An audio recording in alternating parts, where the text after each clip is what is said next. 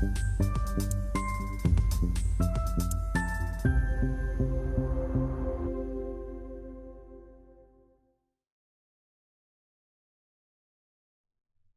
right.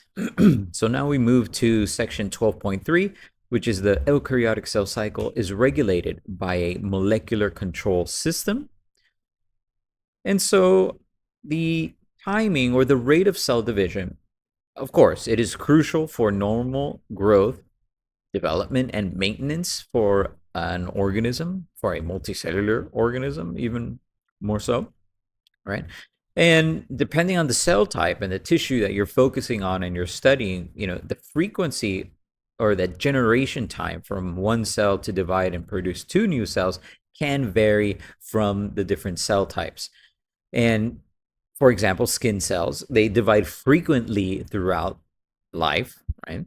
Liver cells, they divide, but they can be kept in reserve. Some can expand and so forth to help, fill missing cells or damaged cells.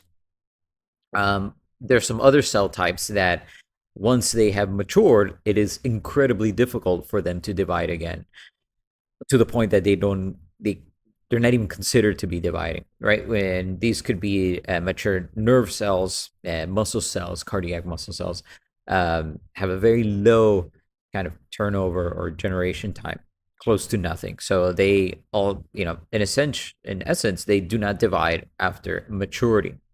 And by studying these different generation times and the different types of cells and how they undergo cell division, scientists can get a sense of how to activate these cells back and try to induce them to divide. So this is an area of good research. This is a good research topic if you want to get into biology or cell biology.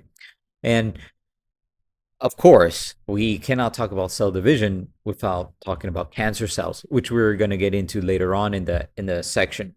But investigating the differences between normal cell function and those cells that don't undergo normal cell functions, we can get a better understanding of how cell division works and what happens in these cancer cells that ultimately they escape these type of checkpoints, right, of the cell cycle. And of course, what happens in the cell cycle and what are these checkpoints? It comes from cytoplasmic signals, and you can have external signals and internal signals that are having some influence in the cell cycle. And scientists have performed some experiments that have provided evidence that if you can provide some signals, you can get a cell to be in a particular phase and throw it into another phase. Okay, and these are some fusion experiments that were done with cultured mammalian cells that were at different phases, and they were fused together. And scientists saw that, let's say, for example, you would get a cell that is in S phase and another cell that is in G1 phase. Okay, what would happen is that G1 nucleus would enter the S1 phase. So there's some signaling molecules in S phase that was stimulating the progress of the whole, process. So if you see here in this particular experiment, number 1, the fusion between these two cells will stimulate the G1 to enter S phase, even if it's not completely ready to get into that particular phase. Same thing occurs with another experiment where you have a cell that is in mitosis in that M phase and another cell that is in G1 phase. They fuse together, and then this will forward the process to become M phase. Okay, so scientists kind of inferred that there's some signaling molecules that is regulating what is occurring at a particular step. Okay, so just to go a little bit down here.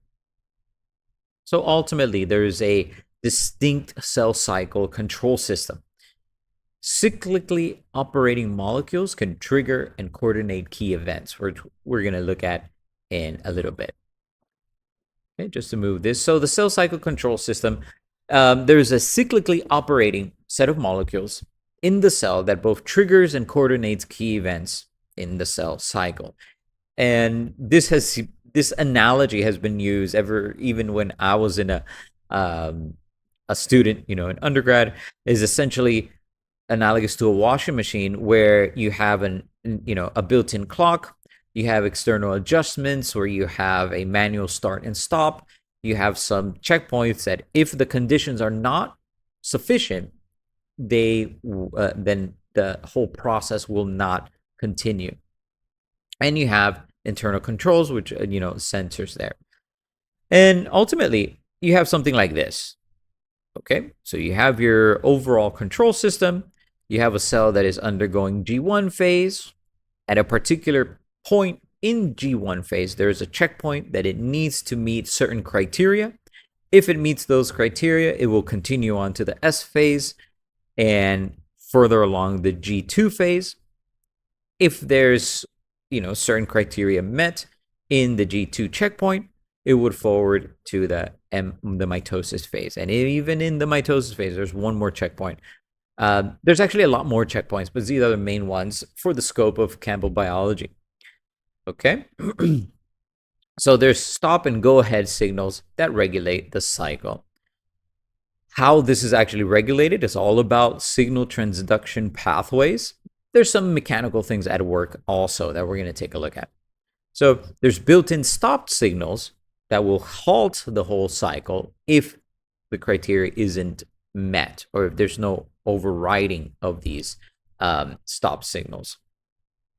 Okay, so they can come from surveillance processes, and these surveillance mechanisms can indicate if something is complete or not.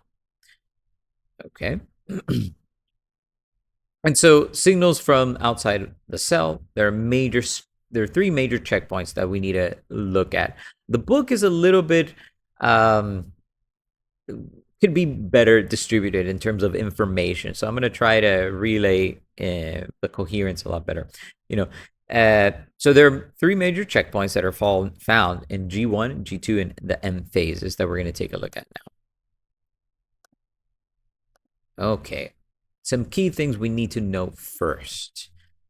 So you have your cell cycle clock, and this is about molecules and proteins. You have something that is called cyclins and proteins. So you have molecules called cyclins, and you have others molecules that are called cyclin-dependent kinases. Okay, CDKs. You know what CDKs are from the previous chapters, right? Kinases are any protein that can phosphorylate. Okay, an enzyme or any molecule. Okay, kinases. But in this particular case, since we're talking about the cell cycle, and we have this particular protein kinase, which is called a cyclin-dependent kinase, or CDKs. There's several types of CDKs depending on the cell type and the organism, the species. Okay, but right now we're just talking about the concept here.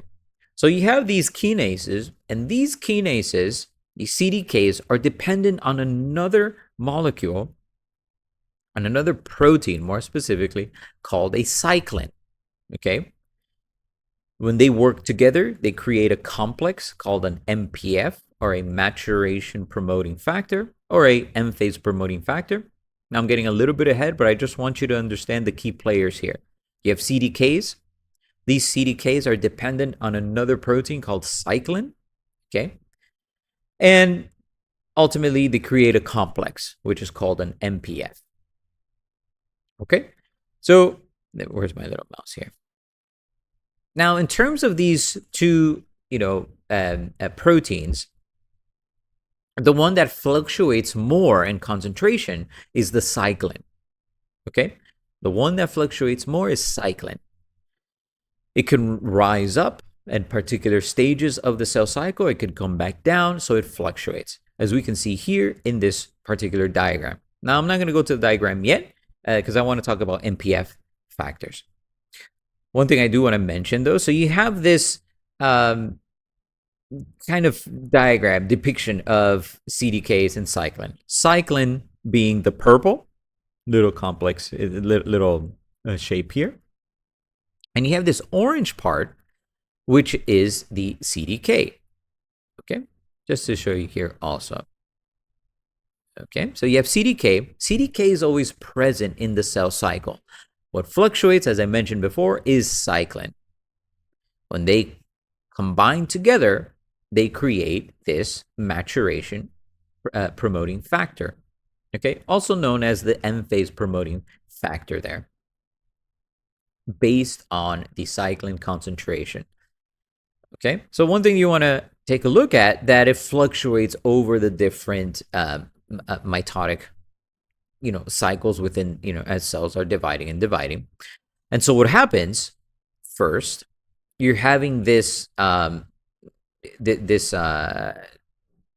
increase in concentration of cyclin as you're going, from G2 into mitosis.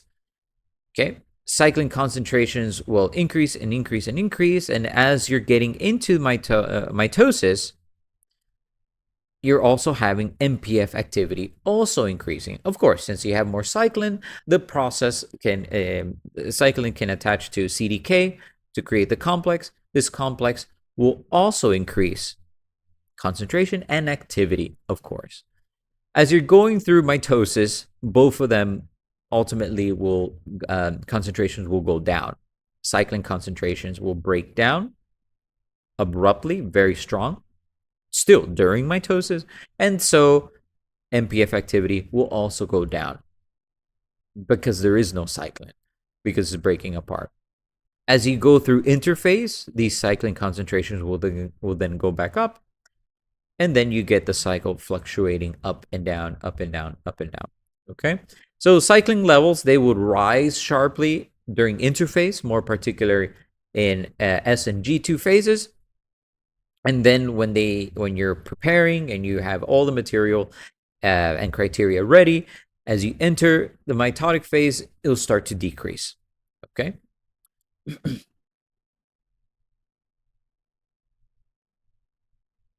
All right. So you have this MPF complex. Let's see what kind of things it does. All right. So I'm going to go a little bit down so you can see this diagram here now. As you're entering the G1, S, and G2 phase, if you notice here, cyclin will start to accumulate in the G2 moreover, starting from the S phase, and you have your MPF. As mitosis finishes, it'll start to break down and degrade. Okay, and then the cycle begins again with the new cells, in the new daughter cells. Always remember that, okay? You're in mitosis, you're producing two new cells, and so the whole fluctuation of concentrations will begin again. All right, so what are some functions that MPF does? It promotes mitosis by phosphorylating several enzymes and proteins that are involved with this whole process of cell division. It can act as a kinase or indirectly activate other kinases. So it can be a kinase activator. And one thing that it does for the actual process of mitosis is that it can trigger and stimulate the fragmentation, the breakdown of the nuclear envelope, okay, by phosphorylating several enzymes that are related to the breakdown of the lamina of the nuclear envelope. That's why in prometaphase you start to get the breakdown of the nucleus, essentially. It can contribute to the molecular events required for condensation. So ultimately, a good amount of prophase, influence there, and the mitotic spindle formation. Okay. As you continue on, it can trigger itself the breakdown of cyclin, and then you can reduce cyclin down, and then MPF will, regulate again, lower its concentration for the new cells that are forming. Okay. This is ultimately, as you go into anaphase, MPF will switch itself off, okay, and break down the CDK. And then you have your whole inactive form of the CDK, the orange part, which will move on to the new daughter cells, and the cycle will begin again. Okay. This is a very nice diagram, so you can see what is particularly happening. Number one, the synthesis of cyclin begins again in the S phase. Okay. And continue in the G2 phase. Cyclin is protected from degradation during this phase. So it's accumulating. As it's accumulating, number two, you have cyclin with enough concentrations to combine with CDK to produce the complex here. And then this will accumulate. When you have enough, you reach a checkpoint. This is the G2 checkpoint. The book doesn't specifically mention this, so I want to put some emphasis on this. G2 checkpoints, that you have enough MPF to begin mitosis, to regulate mitosis effectively. G2 checkpoint. Okay? MPF promotes mitosis by phosphorylation, mainly by phosphorylation. As you get into anaphase, this is essentially it for the whole MPF function, and it will start degrading. As cyclin degrades, you have then CDK free to be used again for new cyclin to be coming. Okay. So G2 phase, or the G2 checkpoint, is that you have a good amount of MPF. Okay, there's some other little details that we're going to go into a little bit later here. All right. So again, as I mentioned before, fluctuating activities of different cyclin CDK complexes. There are many types of CDKs and cyclins depending on the species, depending on the cell type also, that are influencing cell division. Okay. So amongst this fluctuation, you have a control of the stages of the cell cycle. And an accumulation of these complexes will give the go-ahead for these checkpoints. Okay, as I mentioned before, it controls the G2 checkpoint, the amount of MPF. Okay. Talking about stop and go signs, internal and external signals influence the checkpoints. So let's take a look at that now with the remaining G1 and M phases there. Okay. So, what is happening here is all a matter of signal transduction pathways. This is what's kind of helping override the stop signals to give go-ahead signals for the cell to continue on through its cell cycle. Okay? Talking about the G1 checkpoint, this is referred to as the restriction point in mammalian cells. It's often referred to as the most important. And what's happening here is that it receives a go-ahead signal. Now, what could this signal be if we're talking about signal transduction pathways? You remember signal transduction pathways with receptors, it's essentially ligands or external factors, mainly growth factors, it could be, right? So any type of ligand that will come in and bind to a receptor to induce or transduce a relay signal. These are the go-ahead signals. They talk about this later on in the section. Okay, and if you don't receive these go-ahead signals, the cell will enter a different G phase. It's referred to as a G0 phase, which sounds pretty good, pretty cool. And this is essentially a non-dividing state where the cell will no longer divide anymore. It stays in a mature state, and that's it for the cell. It has matured, or it's maturing and doing its function throughout its life.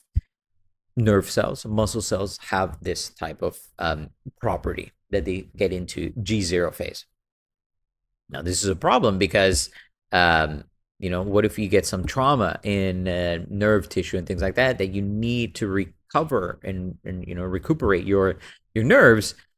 How can you induce nerve cells to come back from the G0 phase into the G1 phase? That's good areas of research there.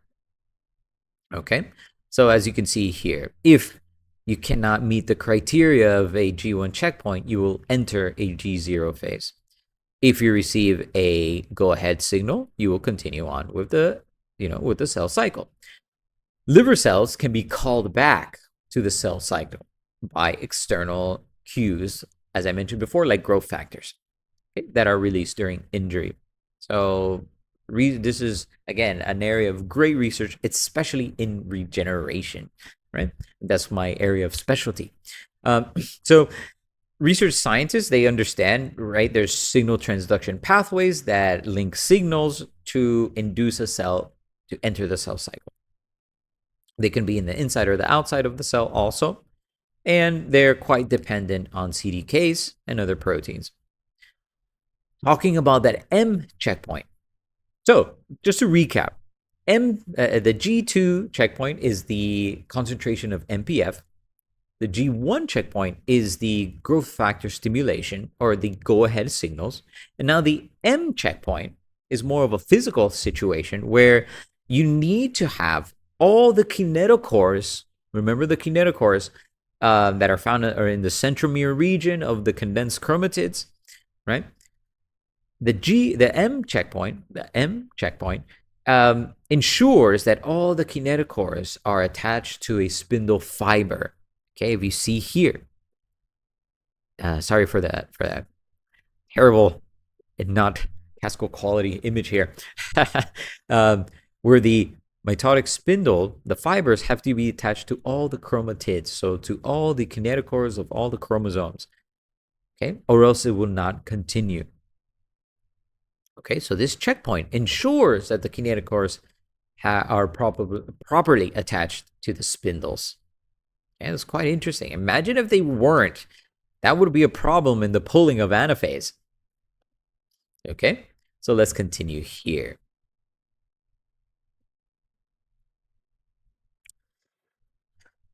All right, so you have a complex of within, the MPF and the kinetochores that they're waiting for everything to be set up. As this is happening, right, where you have the chromosomes with the kinetochores, you have the MPF complex, starting to decrease in concentrations. You're also having an activation of the separase enzyme. If you guys remember separase when we talked about the cell cycle, this enzyme cleaves the cohesins that are holding the sister chromatids together. And then because they're broken down, now the chromatids can separate from each other and the daughter cells will have their own chromosome. Okay. Again, talking about now the factors there, chemical and physical factors can influence cell division. If there's DNA damage, we're going to talk about this later in the later chapters, how there's repair mechanisms of DNA damage. But ultimately, if there's DNA damage, in S phase, the whole phase will stop.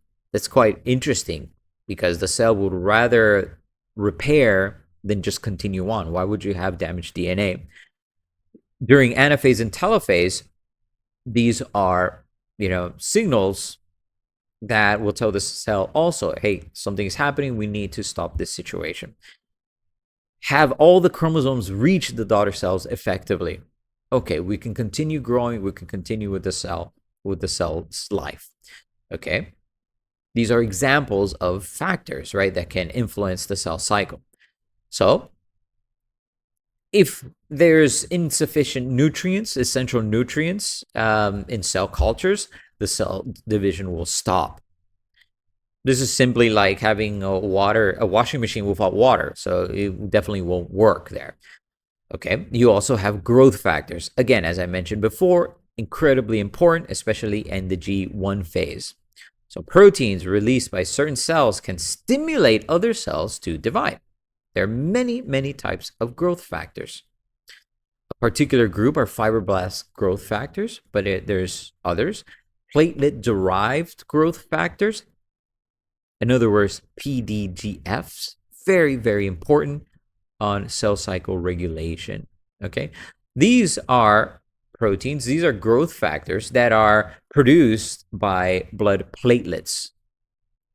Okay, and these particular growth factors are needed for a particular type of cell that is called fibroblast, okay, to divide. Without PDGF, you cannot have cell division of fibroblasts. Okay. Fibroblasts, again, is a type of connective tissue cell. They have very specific PDGF receptors. So if you don't have this PDGF molecule, the ligand to bind to the receptors, of course, it's not going to trigger a signal transduction pathway. So you cannot have cell division. Okay. Scientists have done studies on this regarding, in culture, in vitro studies where you have human cells that are growing in a particular petri dish with a sufficient nutrients. They cut up this tissue into small little pieces, spread them out, and enzymes that will, break down the matrix to let them free floating fibroblast. You have this, cell culture, free floating, free fibroblast in a suspension. They're treated inside these, these particular mediums. And then when you treat them with PDGF and without the PDGF, the control, you would see that cells will start dividing, right? With PDGF, no change in the absence of PDGF, okay? So this is essentially a very simple experiment that scientists have done to check out the influence of growth factors on cell division, okay? Where did I leave off here? Sorry about that. A fibroblast. So in the living organisms, of course, platelets release these PDGFs upon an injury. Platelets will liberate these molecules, and then you will have a proliferation of fibroblasts coming in, to help heal a wound or an injury. And they're very influential in tissue regeneration. I studied salamander tissue regeneration with the newt, right? The Japanese fire-bellied newt. They're one of the main contributors. Whenever you amputate a limb, they produce something called a blastema, special tissue that will ultimately, recover the missing limb. And PDGF is an important signaling factor to induce this process of regeneration. If you're interested in me doing a video on that, let me know in the comments. I could definitely do a video on tissue regeneration. Okay, so PDGF. So the effect of an external physical factor on cell division can be seen. So external factors now we're going to talk about in terms of density-dependent inhibition. So cell population. What is happening in terms of cell population and cell division? How does that affect cell division? So cultured cells, scientists were studying, they normally divide, when you have a culture with a nutrient medium, and scientists saw that after a while, let me just show you here, after a while, cells will divide and divide and divide, and they would reach a threshold that after a single layer of cells, they'll stop dividing. They have felt that there's a neighbor beside them.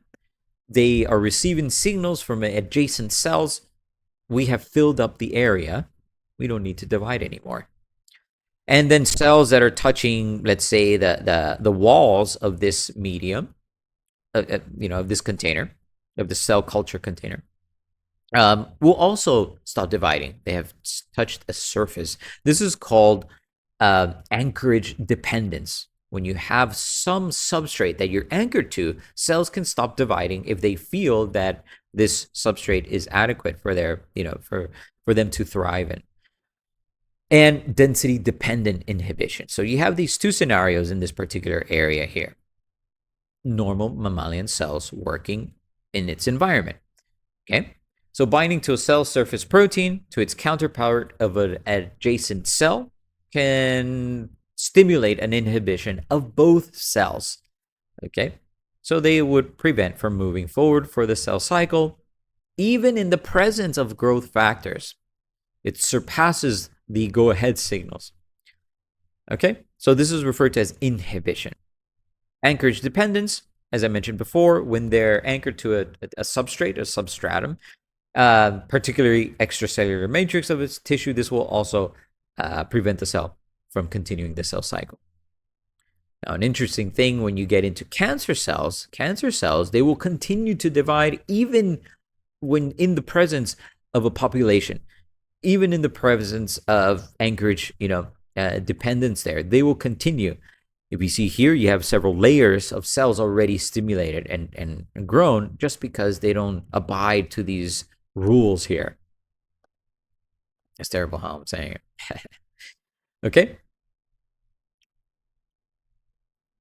So some experiments and studies have suggested that like cell density anchorage is signaled to the cell control system with the use of pathways involving plasma membrane proteins and elements of the cytoskeleton that are linked to the plasma membrane proteins. So there must be some relationship there. There's still ongoing studies relating to how that actually works there. Okay, we're going to take a look. This is the same image as the previous page that I had there.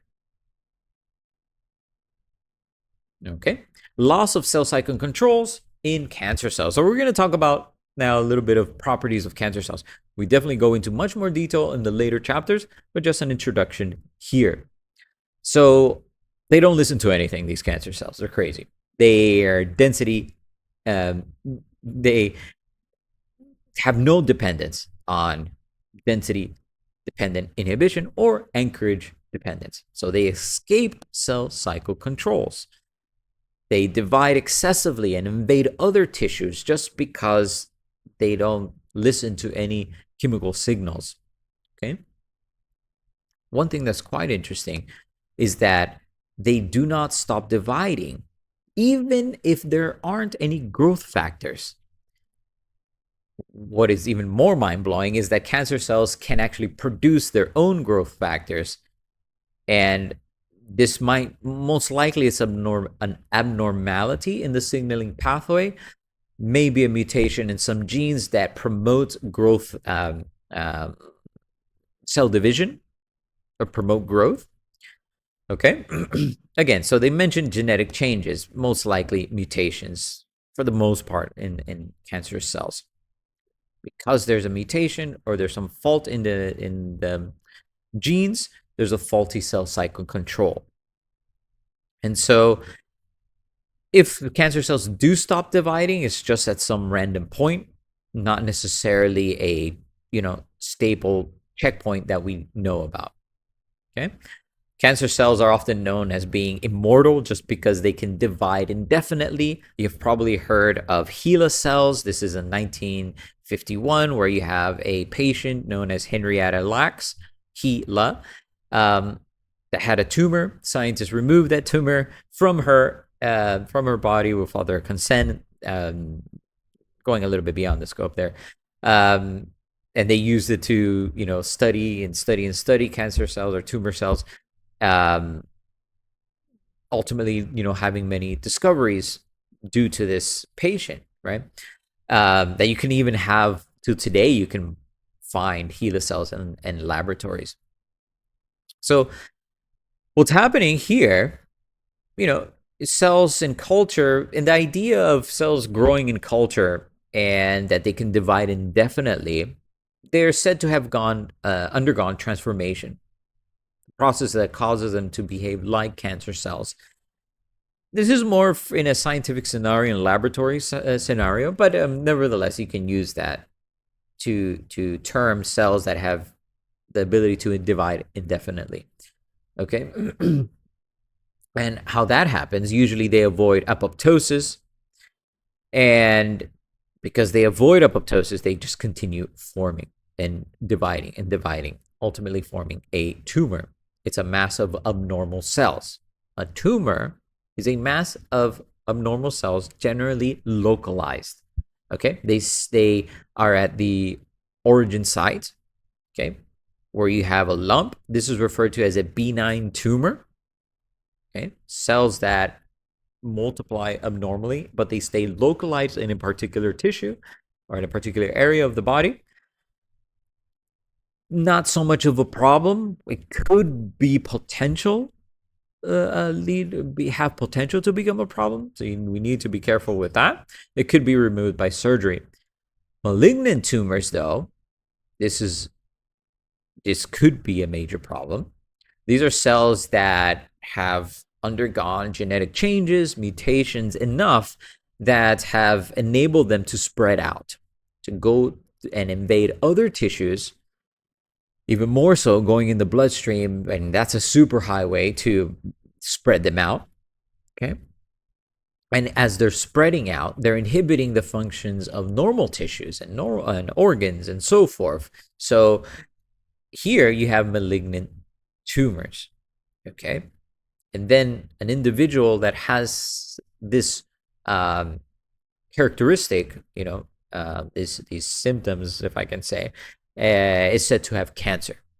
So cancer cells are abnormal in many ways, as we're going to take a look at now. Okay, let's continue on here. Remember, because of mutations, let me just change this here so we can see the notes well. So cancer cells have an unusual number of chromosomes. They're dividing and dividing even without any care. If there's an effective, MPF going on and enabling all the chromosomes to move correctly, so they can have an unusual number of chromosomes. They can secrete signals that can cause blood vessels to form toward this new clump of cells. So if you have more blood vessels coming in, you have more nutrients, you have more oxygen. So this can enable more nutrient supply to this newly established, cancer clump or lump. Okay, so cancer cells can lose their attachment from the original site, move somewhere else, and then move somewhere else later on, even.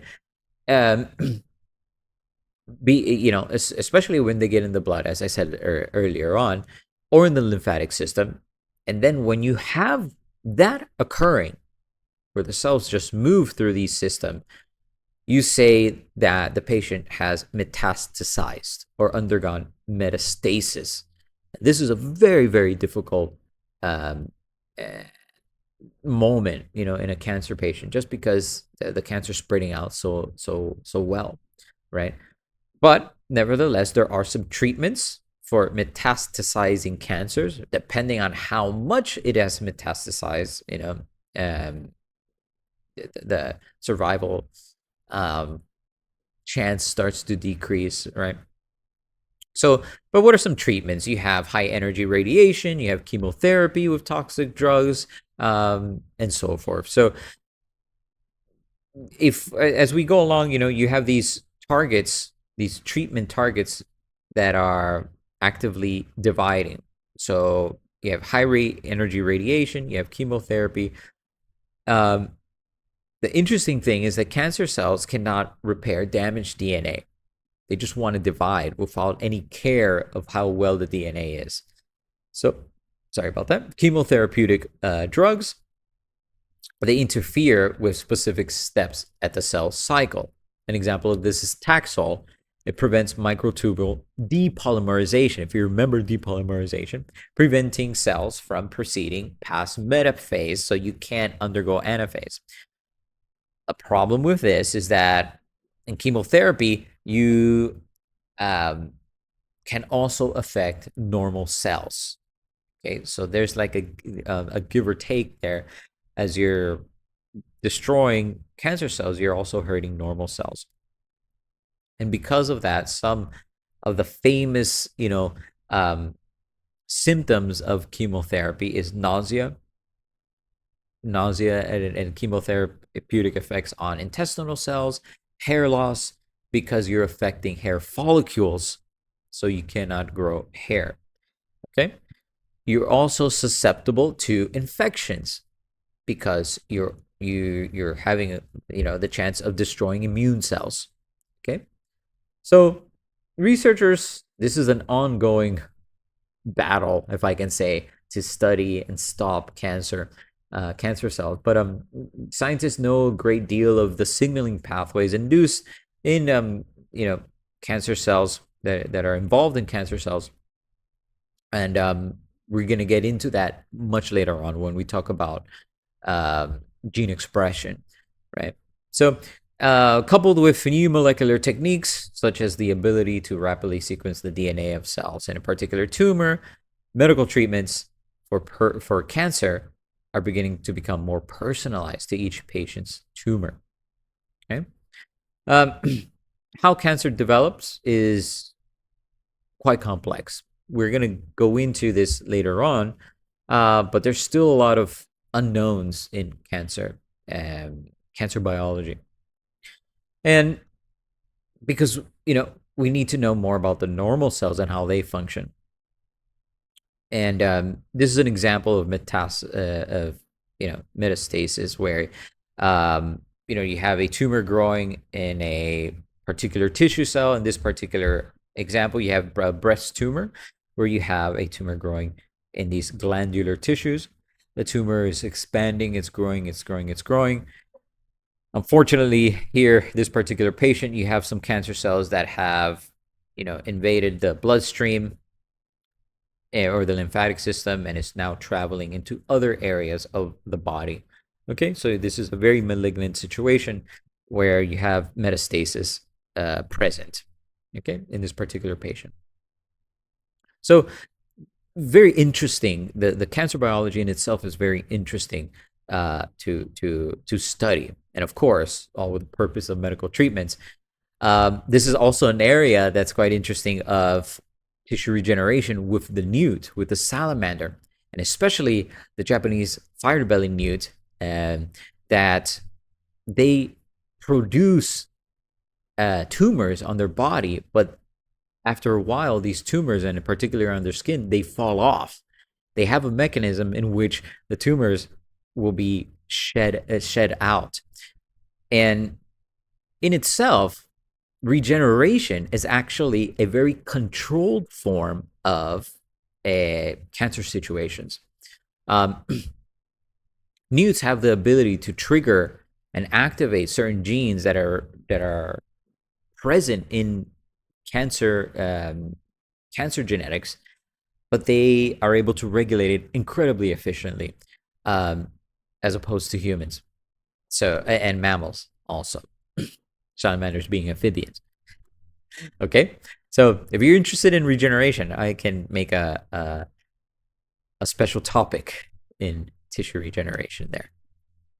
Okay, with that being said, we have finished chapter 12. Okay, I just want to show you the scientific skills exercise for you guys to take a look.